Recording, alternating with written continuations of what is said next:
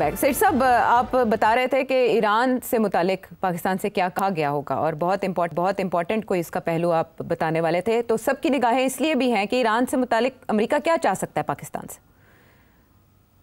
नहीं, मेरा ख्याल है, देखिए, आपने एक बात देखी कि हमारी पार्लियामेंट के अंदर भी और पार्लियामेंट के बाहर भी काफी स्ट्रॉन्ग आवाजें आई हैं अगेंस्ट इजराइल।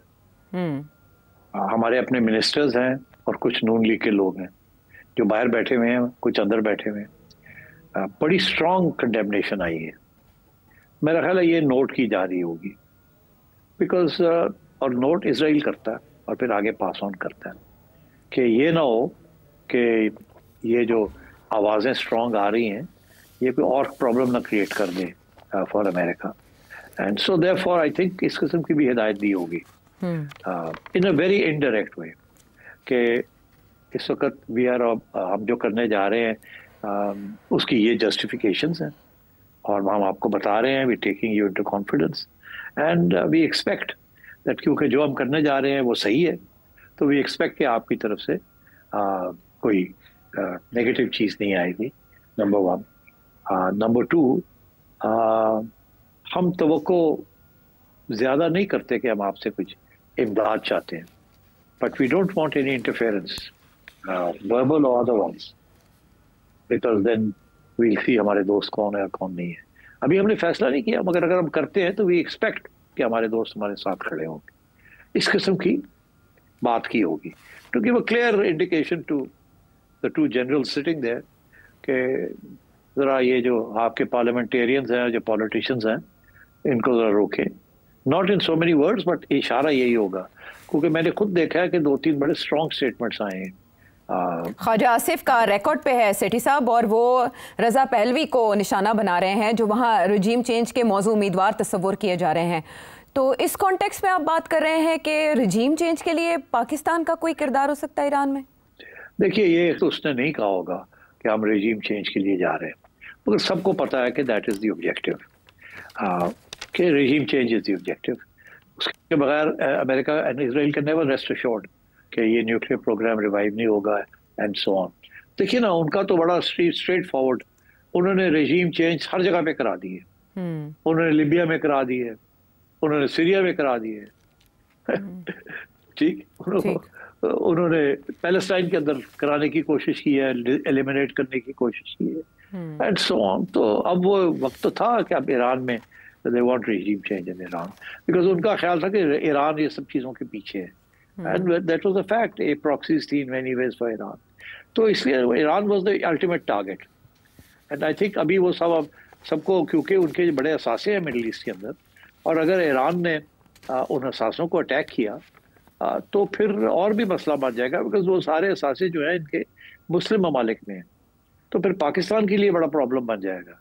अगर सऊदी अरेबिया या यूएई या कुवैत या बहरीन या कतर इन चीज़ों के ऊपर ईरान ने अटैक कर दिया बिकॉज अमेरिकन एसेट्स हैं वहाँ, तो then we will be in a very difficult situation कि हम कहाँ खड़े हैं फिर, अगर सारे ये सब के ऊपर ईरान अटैक करता है और फिर काउंटर अटैक आती है, तो फिर वेयर अभी हम कहाँ स्टैंड। तो आपको याद होगा कि एक वक्त था जबकि MBS ने हमसे इमदाद मांगी थी अगेंस्ट द हूथीज जी। उस वक्त नवाज शरीफ साहब की हुकूमत थी आखिरी स्टेजेस, और मेरा जो अंडरस्टैंडिंग है कि नवाज शरीफ साहब का ये ख्याल था कि सऊदी अरेबिया को हम ना नहीं कर सकते, मगर इमरान खान साहब बाहर बैठे हुए थे और उनका बड़ा सख्त प्रेशर था, तो सवाल ही पैदा नहीं होता कि हम इन्वॉल्व हो जाएं, और पार्लियामेंट के अंदर काफ़ी शोर पड़ा तो मियाँ साहब पीछे हट गए, और वो MBS ने वो बात भूली नहीं। उसको ये भी याद था कि मियाँ साहब पीछे हट गए, ये भी याद था कि इमरान खान ने पीछे हटवाया था, तो उसके फिर कॉन्सिक्वेंसेस होते हैं ना। और ये भी मैं आपको कह दूं कि नून लीग के ज़ाती तौर पे जो शरीफ फैमिली के जो तल्लुकात थे पहले सऊदी रेजीम के साथ, उसके सब में तल्लुकात नहीं है इनके MBS के साथ। वो पहले जो तल्लुकात थे with the earlier regime, earlier ruling family, वो उस किस्म के नहीं है इधर, और इस किस्म की मिसअंडरस्टैंडिंग्स भी हैं और इश्यूज भी हैं।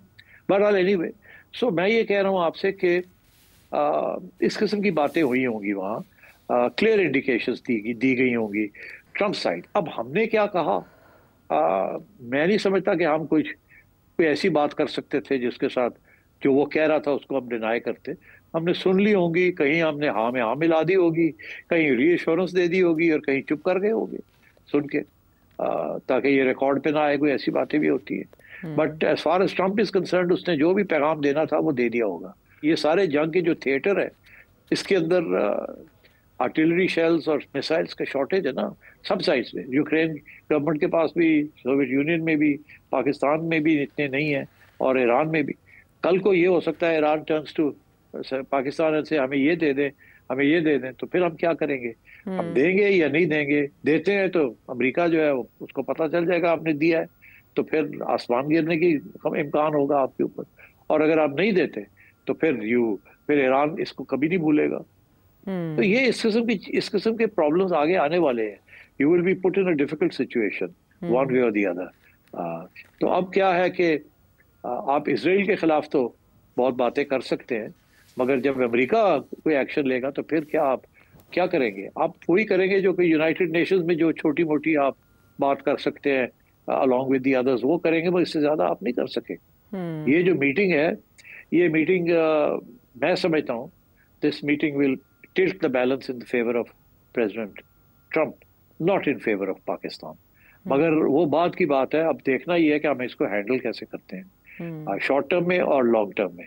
बिकॉज ऑलवेज अमेरिका के साथ बैठना जो है उसके बहुत हेवी कॉस्ट्स होते हैं, एंड इवेंचुअली अमेरिका जब काम अपना करवा लेता है तो उठ के चला जाता है।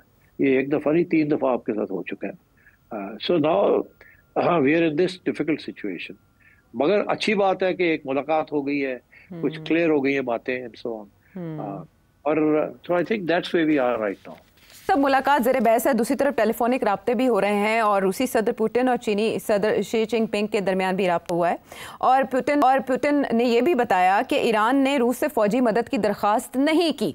आपने कहा कि अगर ईरान पाकिस्तान से मदद चाहेगा तो मुश्किल, पाकिस्तान एक टफ सिचुएशन में होगा। मीनवाइल ये मुलाकात और ईरान जंग में रशिया और चाइना का किरदार, keeping Pakistan in view as well, आप डायसेक्ट कैसे करते हैं सिचुएशन को? जी, बड़ी मुश्किल सिचुएशन है फॉर एवरीवन, पाकिस्तान के लिए स्पेशली। देखिए, जब ये मुलाकात हो रही है, अब मुझे नहीं पता टू व्हाट एक्सटेंट पाकिस्तानियों ने चाइनीज को इन कॉन्फिडेंस लिया है कि नहीं लिया। मेरा ख्याल है, उम्मीद है कि लिया होगा, कि हम चाह रहे हैं कि अमेरिका के प्रेसिडेंट के साथ मिलें and we are keeping you informed, और हम ये इश्यूज खड़ा करना चाहते हैं। और यहाँ तक कि मेरा ख्याल है कि अगर इनको मौका मिलेगा तो जो भी बातें वहाँ हुई हैं, they would be well advised to convey all that to the Chinese. इस वक्त आप बड़े ख़तरनाक मोड़ पे खड़े, इस तरफ चाइना की आप हेल्प ले रहे हैं for your security and for your defence, उस तरफ आप अमेरिका की हेल्प ले रहे हैं for your resources, for your economic wellbeing. तो you are dependent on both. और अगर आपसे गलती होगी ना, एक टिल्ट इधर चली गई या उधर चली गई, तो you will lose the trust and support of the other. और स्पेशली जब अमेरिका और चाइना जो है, they are not just competing, they are in confrontation at some level of the other. तो मैं ये समझता हूँ कि this is a very dangerous situation, sensitive and dangerous, and it will depend on आप कैसे ये समुंदर जो है, इसके जो तूफान इसमें जो खड़ा हो रहा है, इसको कैसे आप ट्रेवर्स करेंगे। बड़ी सटलिटी रिक्वायर होगी, बैलेंसिंग एक्ट्स रिक्वायर होंगे, कॉन्फिडेंसेस लेने की जरूरत पड़ेगी, और बड़ा तरीके के साथ डिप्लोमेटिकली आपको स्टीयर करना पड़ेगा। You don't want to antagonise Iran, you don't want to antagonize China, you don't want to antagonize America. America wants some support from you. China does not want you to tilt over towards America, and Iran wants as much support as it can get from you. अभी आपने देखा नहीं, Iran की parliament के अंदर आपकी तारीफें हो रही थी। जी, शुक्रिया तो पाकिस्तान। आपका क्या ख्याल है? आपका क्या ख्याल है, इजराइल के अंदर उसको कैसे देखा जा रहा था, या अमेरिकन व्हाइट हाउस में उसको कैसे देखा जा रहा था? तो you know, these are all things that you have to be very careful about. So I think keeping the Chinese informed, in confidence, and keeping the Americans a little bit at arm's way without sort of pushing them away will require a lot of dexterity.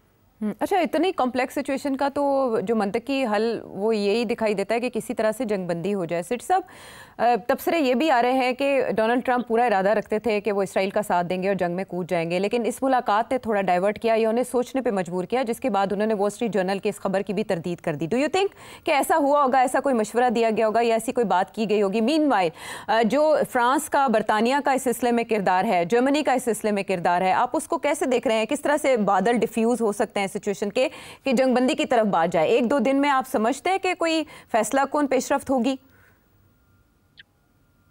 देखिए, Iran का कहना है कि अगर वो meeting हो जाती Trump के साथ तो शायद वो अग्री कर जाते हैं ना फॉर्मूला दैट सेटिस्फाइड बोथ, मगर वो मीटिंग नहीं हुई। उसके बाद इजराइल ने सबटाज कर दिया उसको एक दिन पहले। हाँ, और डोनाल्ड ट्रंप को पता था, उससे सपोर्ट किया। अभी भी सिचुएशन उसी किस्म की है। डोनाल्ड ट्रंप सपोर्ट कर रहा है इजराइल को, पुश कर रहा है राइट टिल द एंड कि हम आ रहे हैं, फिर भी नहीं, अभी आया नहीं मगर कह रहा है हम आ रहे हैं। उधर से कह रहा है यूरोपियंस को, और मेरा ख्याल है पाकिस्तान को भी कहा होगा कि आप उनको समझाएं, टाइम अभी भी थोड़ा सा रह गया है कि जो हम कहते हैं वो कंसीड कर दें, नहीं तो फिर we will go for war. और इसीलिए यूरोपियंस भी डेस्परेट हो गए, वो भी नहीं चाहते, नोबडी वांट्स वॉर। ट्रंप की अपनी कंस्टिट्यूंसी जो है मेक अमेरिका ग्रेट अगेन वाली, वो भी नहीं चाहती वॉर हो। ट्रंप खुद नहीं चाहता, मगर at the same time Trump जो है वो चाहता है जो कुछ भी हो वो ऐसे लगे कि ट्रंप की कामयाबी है, ट्रंप की सक्सेस है, नॉट इजराइल सक्सेस और ईरानियन सक्सेस।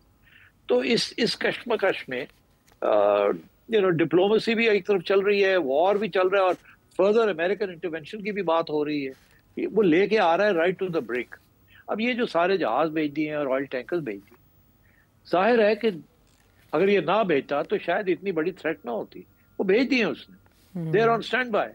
किसी वक्त वो बटन दबाएगा और द B2s और द बंकर बस्टर्स, या उससे पहले एक और राउंड इजरायली से करवा दे to put more pressure on Iran and so on. रहबर आला को टारगेट कर सकते हैं प्रेशर बढ़ाने के लिए सेठी साहब? यस, बिल्कुल कर सकता है। तो अब मेरा ख्याल है ये भी हो सकता है कि पाकिस्तान को भी कहा हो कि use your good efforts to persuade the Iranians कि हमारे साथ पंगा ना ले, जो हम कहते हैं बात मान जाए, नहीं तो फिर I will have to come into the war. तो ये बातें चलती रहती है। अब क्या Pakistan will end up playing role? I don't think it can. देखिए, टर्की जैसा मुल्क भी कांट प्ले अ रोल। वो भी अपना सोच रहे हैं कि हमारे साथ क्या होगा। वो तो वो कहते हैं कि शायद हम उनकी बारी आएगी, पहले ईरान, फिर उनकी बारी आ जाएगी, फिर पाकिस्तान की बारी आ जाएगी। लोग तो वहां तक पहुंच गए। अगर अभी ईरान के अंदर क्या होने जा रहा है, that's a very major development. अगर वो ये रिजीम चेंज से काम नहीं सेटल करते तो then my sense is that this war will continue and you will see American assistance to various opposition groups and also to secessionists because secession के तो कुर्द भी हैं, बलोच भी हैं और लेफ्टिस्ट भी हैं और छोटे मोटे एनक्लेव्स के अंदर भी आज़ादी की तंजीमें हैं वहाँ। तो अगर ईरान को उन्होंने फैसला ये किया कि रिजीम चेंज भी करनी है और फिर पार्टीशन भी करना है ताकि ये खत्म ही हो जाए इतना बड़ा ईरान का जो इशू है और इसको घेर लिया जाए विद अदर स्टेट्स, तो उससे तो आपको बलूचिस्तान भी है, ईरानियन बलूचिस्तान, सिस्तान वाली बात भी है, फिर कुर्दों का इशू है और टर्की पागल हो जाएगा, इधर पाकिस्तान पागल हो जाएगा। मतलब है कि these are all threats that are facing Iran. And अगर ईरान स्प्लिंटर होता है तो फिर ये Turkey and Pakistan can not remain unaffected. और फिर ये कि अगर यहाँ आके रजा पहलवी जैसा बंदा एक अमेरिकन रिजीम यहाँ आ जाती है तो then I am afraid things can get very rough for the neighbourhood. It can become a staging point for many things, जैसे शाह ईरान के जमाने में था।